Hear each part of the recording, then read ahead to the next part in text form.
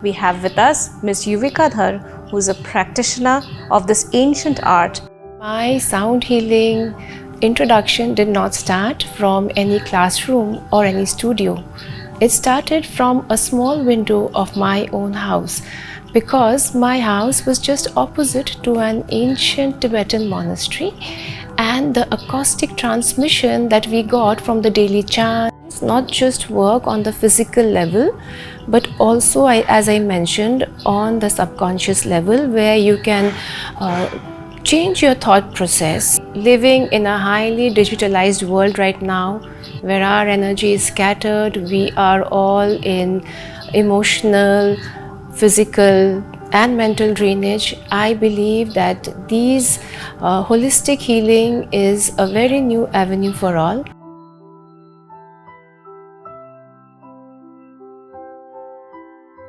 Hello and welcome to the Lifelong Learning Podcast, brought to you by the School for Lifelong Learning. I'm Shohini, your host today for this very first episode. Our podcast is all about exploring conversations of learning beyond traditional education to explore more of the realms of personal growth, meaningful work, and evolving perspectives. Today we are here to take you to the restorative world of Himalayan sound healing. And to share more about that, we have with us Ms. Nivedita, who is a practitioner of this ancient art and also has been a teacher of the tradition. So very, very happy to welcome you here, Nivedita. Thank you so much for taking the time to be with us. Namaskar, Shabaike, and thank you so much, Shohini, for inviting me here.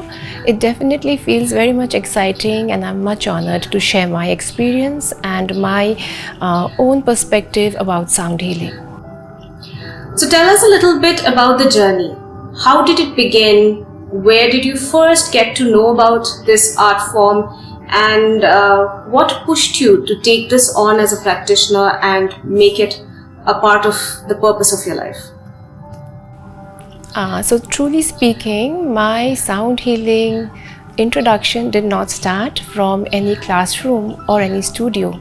It started from a small window of my own house, because my house was just opposite to an ancient Tibetan monastery, and the acoustic transmission that we got from the daily chants, the gongs, the trumpets and the bowls, it automatically created a blueprint in me to know sound much better in life. So thank you so much for sharing your journey. We would now want to know what made you curious about this art and how did you start practicing? Yes, now that's really important for me to share. As I said, I got curious, all the more because it was not just the blueprint about the acoustic transmission that I received from the surrounding that I was brought up in, but being a student of science, and when I was in college doing my MTech and learning about quantum physics and knowing that everything in life is vibration, then that made me know that this spiritual concept can be bridged by a hard science, and this curiosity turned into more of a professional get-going aspect in my life. Thank you so much, Nivedita, for letting us know about how the science applies and how it got you curious. Now I'm very curious to know, and I'm sure our audiences too, about how this art actually works, as in how do you feel in such a session? Could you tell us a little more about it? So as we know that our brain is an electrochemical organ which operates in the alpha, beta, theta and delta state of frequency. So whenever certain sound instruments which are made up of different metal alloys are struck and these sound vibrations are exposed, our brain automatically synchronizes with the external sounds, the internal, because as we know that our body is 50 to 70% water and sound travel best in the internal fluid of our body. So we have seen cases where these type of healing not just affects the physical body but also to the subconscious mind, which is the theta state of our brainwave. That's wonderful. I mean, have to take a moment to actually think of how sound may be traveling through my body right now. It's very, very interesting. But could you tell us maybe an example, maybe a small story from one of your experiences of conducting sessions? Oh, definitely. I would love to share that. But we also have had this personal experience. If you know that even the fetus in the mother's womb responds to sound, because the sound is received, and that is why our Sanskriti tells about Garbha Sanskar, where the to-be mother listens to chants and soothing music to help bring a healthy baby to the world. And besides that, I would love to share, there are many examples, but one which I remember is about a student of mine, and she came with a phobia of driving. And now she said that she knew how to drive, but a certain incident had it made her a bit terrified about, or heightened her anxiety when she got onto the driver's seat. And for that, she took a session with me. Now, scientifically it works, because as we know, the amygdala is the point where all our panic button starts. And when certain frequencies are given and we shift the conscious state to the subconscious state, and along with that some auto suggestions are given, which helps her to entangle the fear out, and we reset the subconscious mind and we allow her to release the fear. And as a result of which, she no more has this phobia right now, and she totally drives to her office and enjoys long drives. And this is a very vivid story which I think is very much close to my heart, because she always thanks me about that.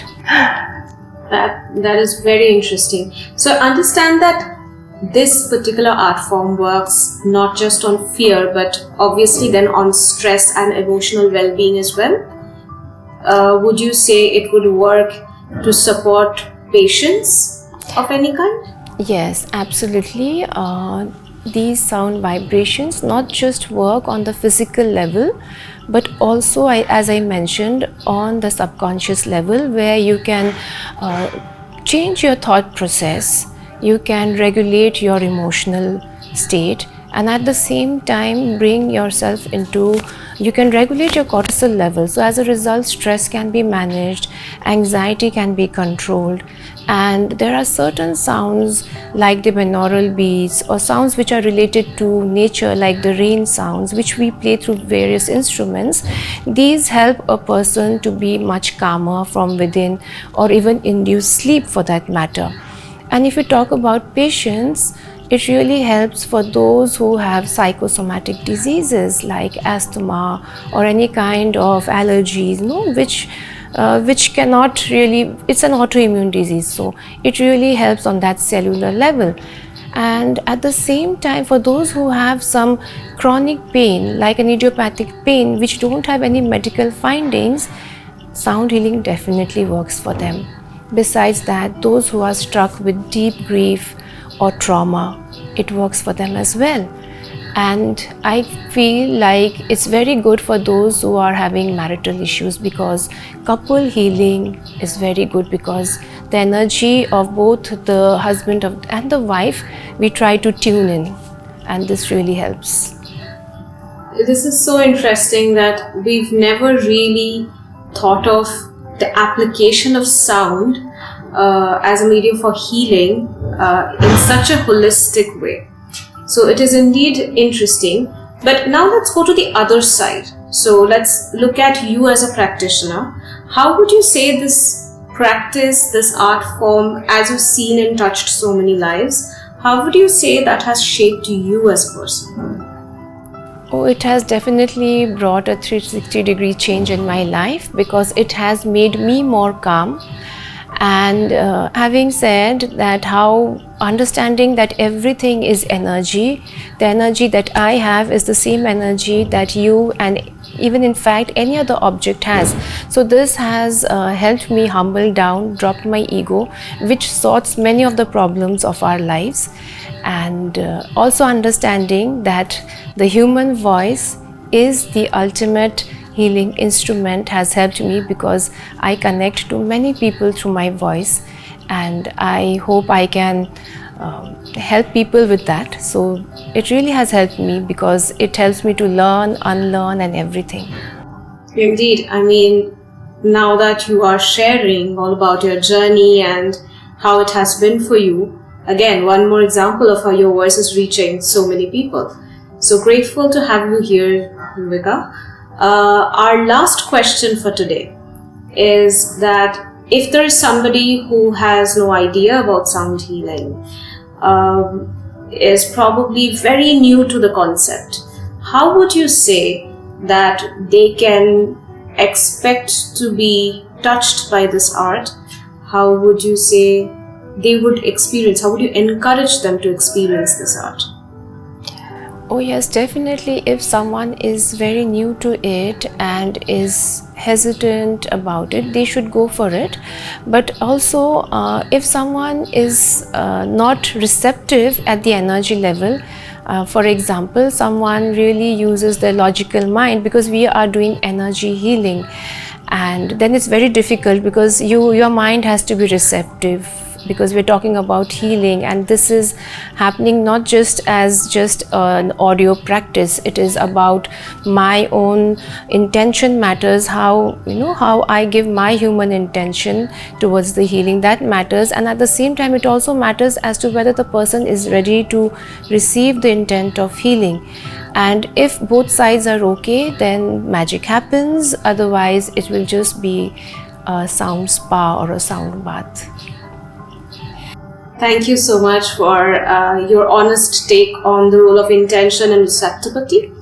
Definitely, I think being receptive to something new is also a way of opening up to new dimensions of knowledge, which I believe aligns very well with what we do here at the School for Lifelong Learning.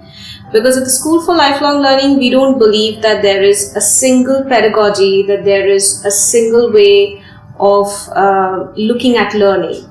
Learning is experiential. Learning is something that is constant. It's evolving. So having said that, as we come to the close of today's episode with Ms. Yuvika Dhar, Yuvika, I'd like you to tell us if there's any message that you have for maybe upcoming practitioners of this field, or for anybody who may be curious about it. Any message to close with?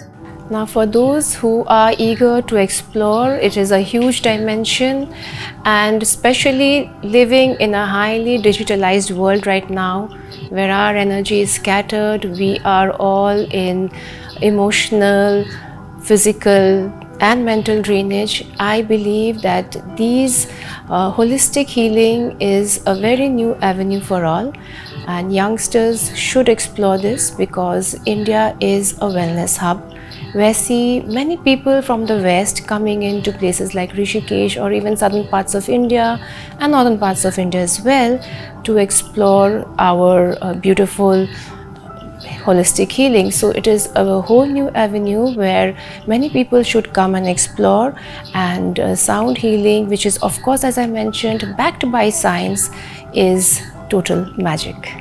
So thank you everyone for being a part of today's episode. We look forward to connecting with you once again in a new episode with a new thinker, a new practitioner, someone who brings in a new dimension to knowledge. And we hope you're going to stay receptive, connect with us, and be with us on this journey of lifelong learning.